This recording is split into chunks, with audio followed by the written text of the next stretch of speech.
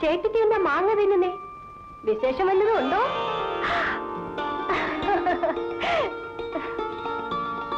ഇതേ ഒരു കാര്യം അറിഞ്ഞോ? എന്താ ചേച്ചി?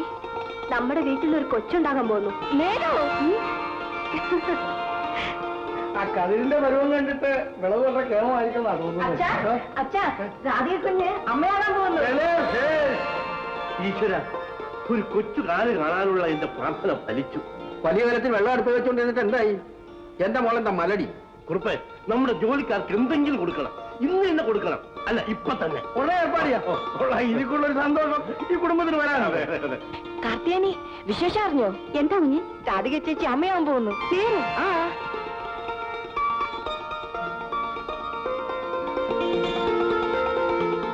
നാളെ മുതൽ കുഞ്ഞിവിടെ ജോലിയൊന്നും ചെയ്യണ്ട കേട്ടോ.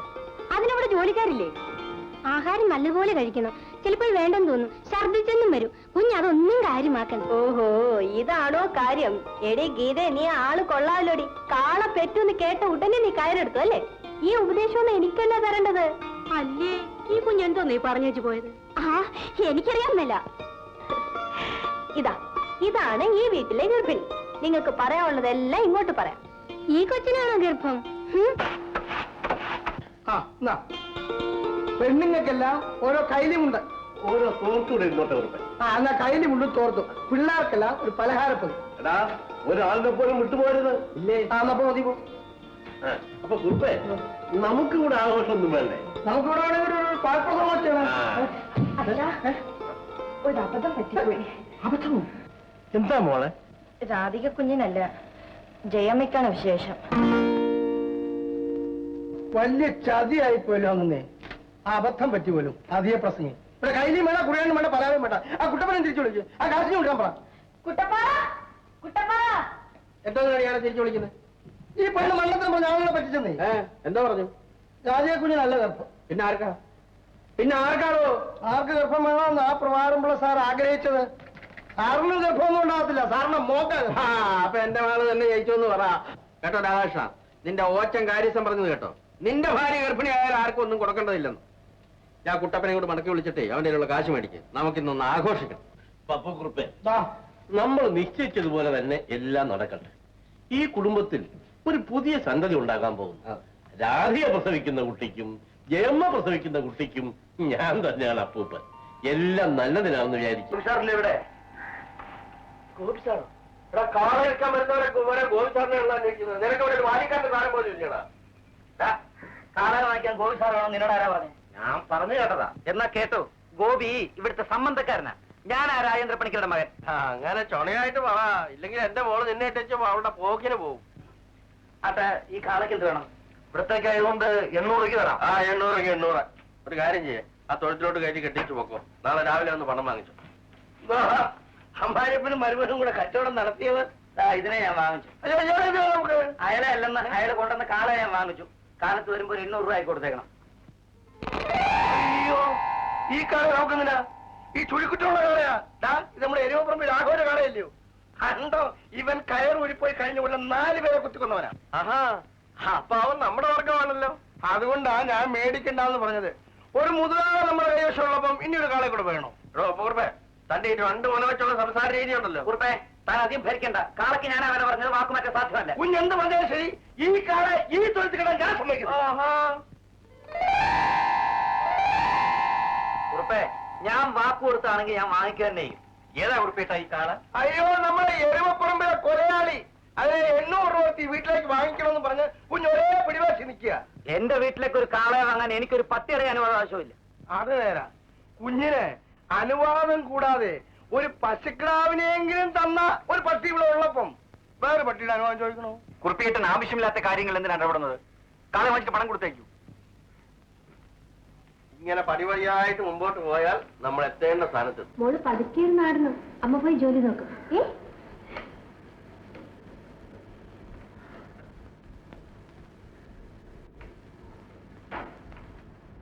മോളെ,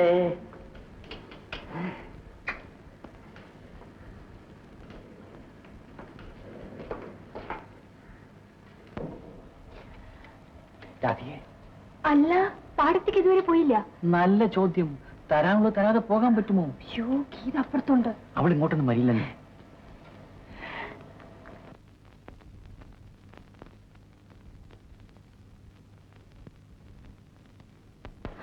നല്ല ചൂട്, തീ ഊതിയത് കൊണ്ടായിരിക്കും. ഞാനുമില്ലല്ലോ. അപ്പൊ ഞാൻ പോട്ടെ. ആ, പോകുന്നത് അമ്പിളി കാണണ്ട. കണ്ട എന്നത്തെ സർവ്വ പണിയും മുടങ്ങും. അതൊക്കെ ഞാൻ പൊയ്ക്കൊള്ളാം. രാധികേ, എന്റെ ചെരുപ്പ് എവിടെ? ഇതിനിടയിൽ ചെരുപ്പെടുക്കാനായിരുന്നു. എടി മോളെ, നീ ഇവിടെ ഇരിക്കുകയാണോ? നീ വന്നാട്ടെ. മോളുവാ, ഓടിവാ ഓടിവാ ഓടിവാ. അച്ഛൻ മോളെ പറ്റിച്ചിട്ട് പോകാന്ന് വിചാരിച്ചു. മോൾ അച്ഛനെ പറ്റിച്ചു. വേണ്ട മോളെ, വലിയ ചൂടായിരിക്കും. നേരാ. മോൾ അച്ഛനൊരു ഉമ്മ കൊടുത്തേ.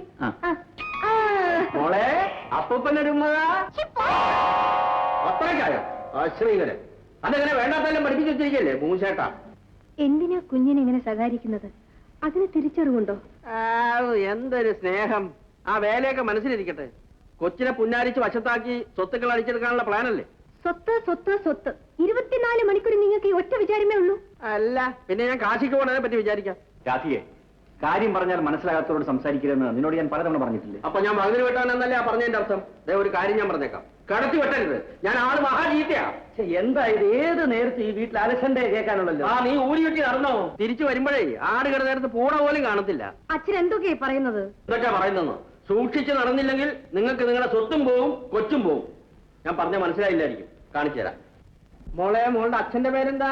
ഗോപി. അമ്മയുടെ പേരോ? മനസ്സിലായോ? കാര്യത്തിന്റെ കിടപ്പ എവിടെയാണെന്ന് നിനക്ക് വിടി കിട്ടിയോ? നാളെ സ്വത്തിന് വേണ്ടി കേസ് കൊടുക്കേണ്ടി വന്നാൽ കോടതിയിൽ ഈ കൊച്ചി ഇതേ വാചകം പറയും. നിങ്ങൾ സിനിമയും പവർ ഷോയും ഡോക്ടറും ആയിട്ട് നടന്നോ? ബുദ്ധിയുള്ളവർ നാളത്തേക്ക് കരുതും.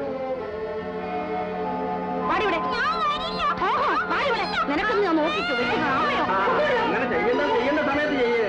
അവള് എന്റെ മോളാ.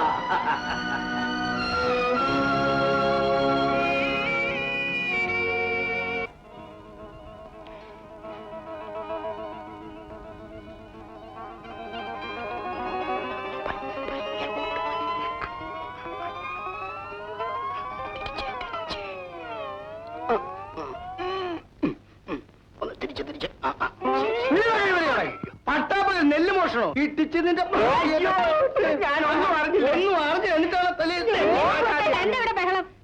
കണ്ടില്ലേ?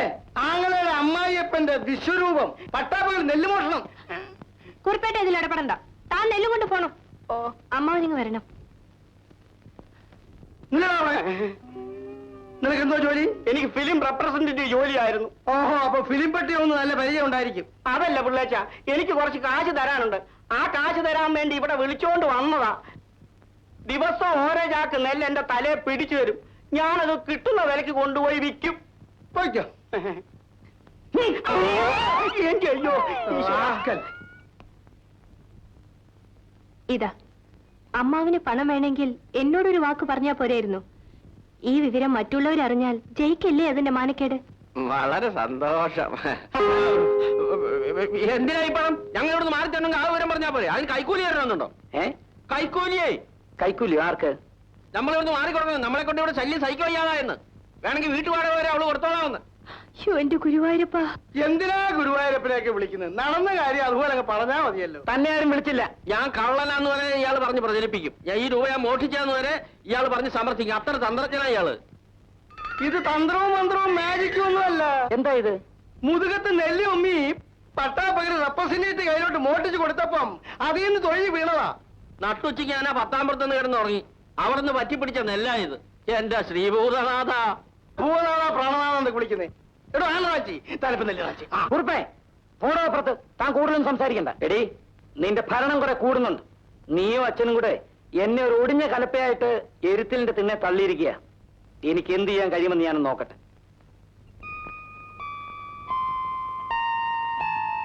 എടാ മോനെ, നീ നേരെ നിന്നാലുണ്ടല്ലോ പണിക്കരെ വരച്ച വരയിൽ നിർത്താം.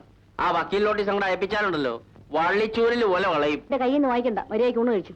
എനിക്ക് അമ്മ തന്നാ മതി. പിന്നെ എന്റെ അച്ഛനാണോ വരുന്നത്? ഉണ്ണടി, മര്യാദയ്ക്ക് ഉണ്ണടി. വേണ്ട. ഇങ്ങോട്ട് മാറ, ഞാൻ അതിനെ ഊട്ടാ. ആ, ഊട്ടിക്കാട്ടെ. ഉണ്ണടി, ഉണ്ണ. ചുമ്മാ ഇരിക്കെ, കുട്ടികളോട് ഇങ്ങനെയാണോ പെരുമാറുന്നത്? ആ ഇതാണോ കുട്ടി? ഇതാ അപ്പൂപ്പന്റെ തലസ്വരൂപാ. ചേച്ചി, നേരെ ഒരുപാടായി. ചേച്ചി ഒന്നും കഴിച്ചില്ലല്ലോ. എനിക്ക് വിശപ്പില്ലേക്കിട്ട്. ഇങ്ങനെ വിഷമിച്ചാലോ ചേച്ചി? വാ, ചോറ് ആറി തണുക്കുന്നു, നമുക്ക് വല്ലതും കഴിക്കാം. എനിക്കൊന്നും വേണ്ട, നീ ഇപ്പൊ ഒന്ന് കഴിച്ചോളൂ.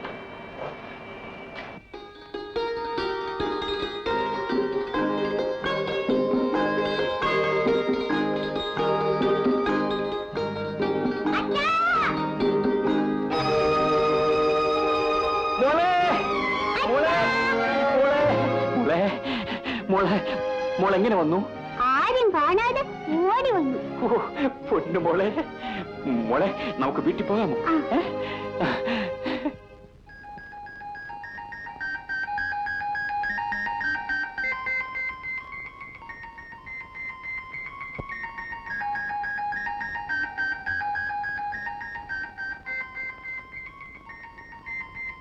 അമ്മേ,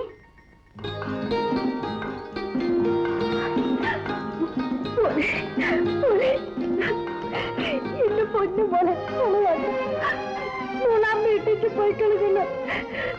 എന്റെ പൊന്നു പോലെ, എന്റെ മോനെ ആര് കൊണ്ടുവന്നു? അവൾ ആരും കാണാതെ വീട്ടിൽ നിറങ്ങി നേരെ കടത്തിലേക്ക് വന്നു. എന്റെ ഈശ്വര, എന്റെ മോൻ ആറ്റുവരുമ്പോ കൂടെ ഒറ്റയ്ക്ക് വന്നു. ഞാൻ വരമ്പത്ത് നോക്കിയപ്പോ അവളങ്ങനെ ദൂരെ നടന്നു വരുന്നു. ഞാൻ ഓടിച്ചൊന്ന് വാരിയെടുത്തു. അപ്പോൾ അവൾ എന്നോട് പറയുകയാണ്, എനിക്ക് അമ്മയെ കാണണമെന്ന്. എന്റെ പൊന്നു മോളെ,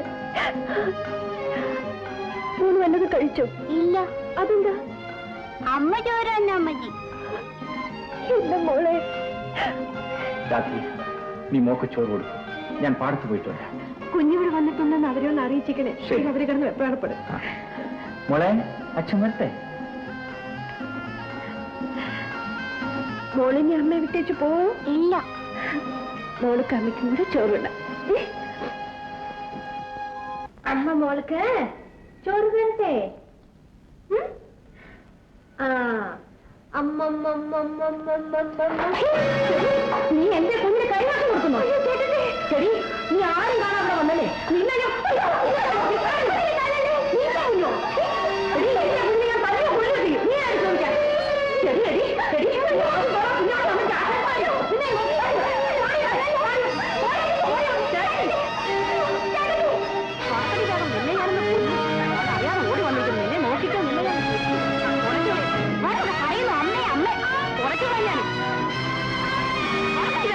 അമ്മയോ?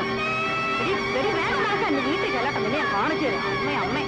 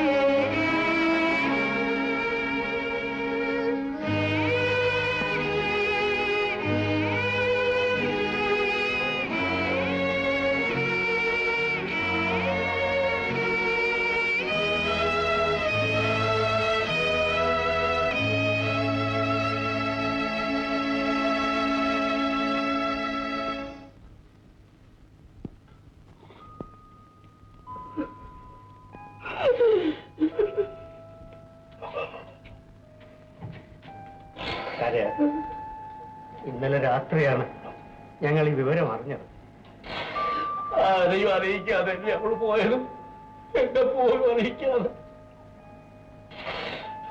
നിന്നെ ആശ്വസിപ്പിക്കാൻ എനിക്ക് വാക്കുകളില്ല.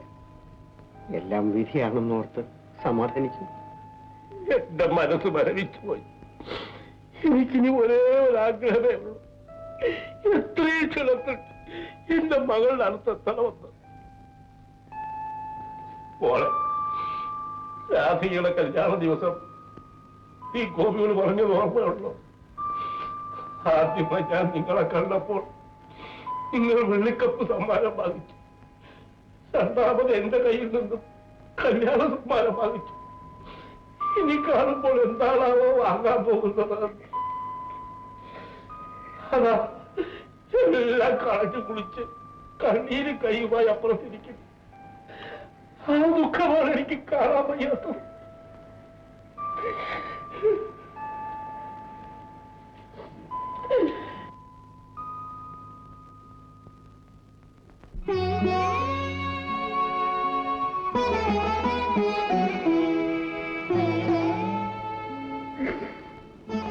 മോളെ വേണ്ട.